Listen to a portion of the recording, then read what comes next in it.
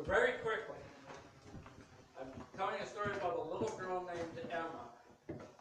And Emma had a rare eye condition known as heterochromia, which is a big fancy word, meaning she had one blue eye and one brown eye. And all the kids at school used to tease her. They called her Emma Two Eyes, and she didn't like that very much. And to make matters worse, she had 5 brothers who all picked on her. But one day, her favorite teacher, Miss Bailey, told her about a special kind of dog that sometimes has one blue eye and one brown eye. Anybody know what kind of dog that is? That's right, a husky. So more than anything else in the whole wide world, Emma wanted a husky puppy. But her mother explained to her that they couldn't really afford to buy her one, and they wouldn't know where to look for one anyhow. So Emma thought about it, and she said that was okay. And one day she was walking to school, and it used to take her brothers about 20 minutes to walk from where they lived to the little red and white schoolhouse here next door. Some days it took Emma forever to get to school. One day she was walking along, and she was looking at the flowers and listening to the birds just sauntering along. She heard the strangest sound. She listened, and it sounded like somebody whimpering. Yeah, it sounded like somebody crying. So she followed the sound. She came to a great big tree, and in the roots of the tree, there was a den. And she looked down into the den, and there was a whole bunch of puppies in there. And they all had golden eyes. Yeah, they all had golden eyes. Except right at the very back, there was one blue eye and one brown eye. And she thought, a husky puppy. So she reached in to get the husky puppy, and all the puppies with the golden eyes scratched at her arm. And the one with the blue eye and the brown eye batted them out of the way. She picked it up, and she put it in her coat, and she took it home. And she showed her mother. And her mother could never say no to Emma. So she let her keep the puppy. And she gave it a very odd name. She called it Arlo. She named it after Arlo Guthrie.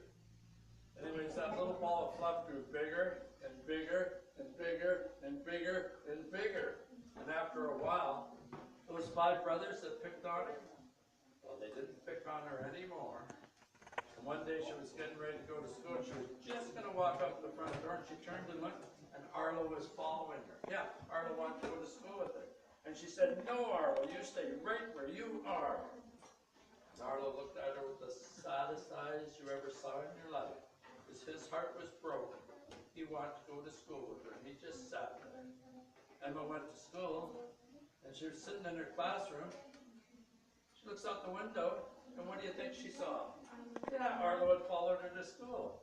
And when all the kids got out of school that day, and they saw that she had a dog just like her, with one blue eye and one brown eye, all the kids that used to tease her, they all wanted to be her friend, because they thought she was special. Now I need you guys to help me with this story. Will you help me? Yeah?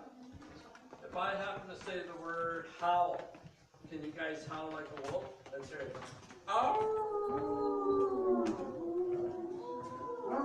That's better. That's better. Okay, well one night, You're going to take up so much more. one night it was late in the fall, and it was cold outside, and the wind was blowing, and we're all sitting in the living room. It was after supper. They didn't have television or iPads or nothing like that back then. They had these really strange things. I don't know if you've ever heard of them. They're called books. You ever heard of a book? Yeah? Okay. Well, Emma was reading a book. Her brothers were doing their homework, trying to do their homework. And way off in the distance, they heard a wolf howl. Just like that. And Arnold's ears perked up. And he looked all around. Emma looked at Arlo and thought, that's odd. Emma's mother looked at Arlo and she knew. And then after that, Arlo started having a dream. Yeah, Arlo had a dream where he was running, and he was running and running as fast as he could. He was running faster and faster. He was chasing shadows, and the shadows were howling at the moon. Just like that. So the next night, Emma's mother sat her down at the kitchen table and said, Emma, there's something I have to tell you. Remember when you found Arlo and he was just a little ball of fluff and he grew bigger and bigger and bigger and bigger? Well, Arlo is as much wolf as he is dog. And he's having that dream because all he wants to do is be free and run with the pack, and you guessed it, howl at the moon.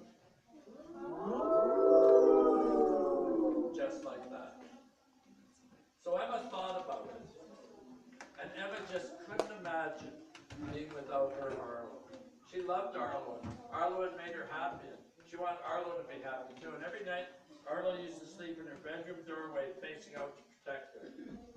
One night, just before she went to bed, Emma left the front door wide open. So if Arlo wanted to, he could be free and run with the pack.